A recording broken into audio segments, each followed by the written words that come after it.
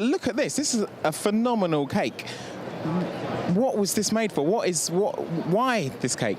Well, it's just an example of one of the new style of cakes that we do.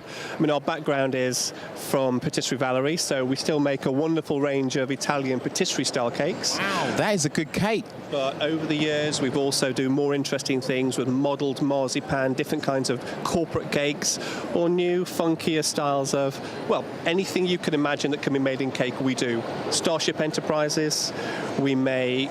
So really, it's another way of marketing your event, or if you've got an event going on, it's to make your event stand out. You bring an amazing cake. Absolutely. Very much so. Usually the cake at these sort of events is very much a centerpiece. So someone will order something very elaborate based on whatever the theme is for the party.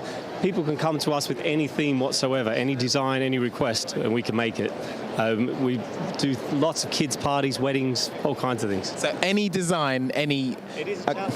All right, hold on. I'm going to get into that in a sec. First, I want to have a little explanation about this cake over here with the headphones on it. What was that for?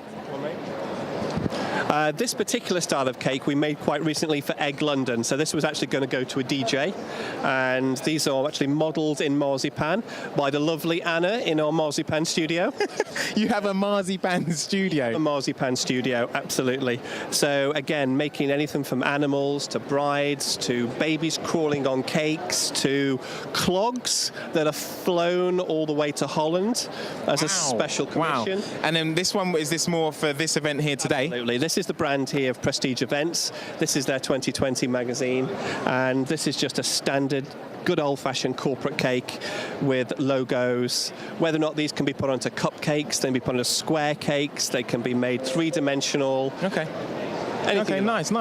So Andrew, what would you say is the strangest or the most indulgent cake that you've seen in the last little while? Well, I mean, just recently we work for a lot of events companies. A lot of these events companies will have many different size parties, but we did just recently a very large, probably double the size of this one, circus themed cake, which was all different angles and shapes and different size, shaped like a big circus tent.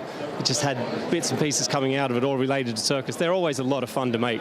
A lot of fun working with the people that want to make it, because they can see what they're thinking coming to life in the cakes. So yeah, that's probably one of the more fun ones we've done recently. Have you ever had one that's been logistically, whoa, they've come with the idea and you don't like to ever say that can't be done? So logistically, did you have troubles with it and it took a while to actually get a cake that would work?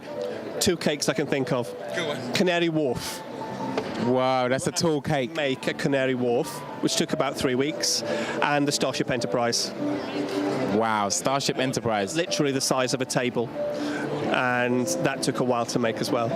With a cake like the Starship Enterprise, are you always worrying about whether it might fall apart, whether it could break? Well, I may worry, but... You never pass that on to the client, of course. No, but is that what your main worry? You're looking for a cool room. You're looking for not much movement. The last thing you want to do is take that cake on a boat on a hot day. So, yeah, you don't want that. It reminds me, have you seen one of that video of the guy who made the ice sculpture?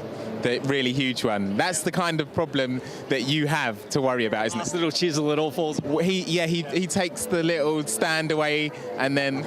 It happens. It happens, but luckily very rarely. That would never happen. But I do think about when you were saying unusual cakes, we did very recently make a gigantic bum cake. Oh yes, a big baby. Yeah, a huge bottom, which was in itself magnificent. A Zumba cake, which was just a great big bum. Wow, wow. Just say the chef had a lot of fun making that one.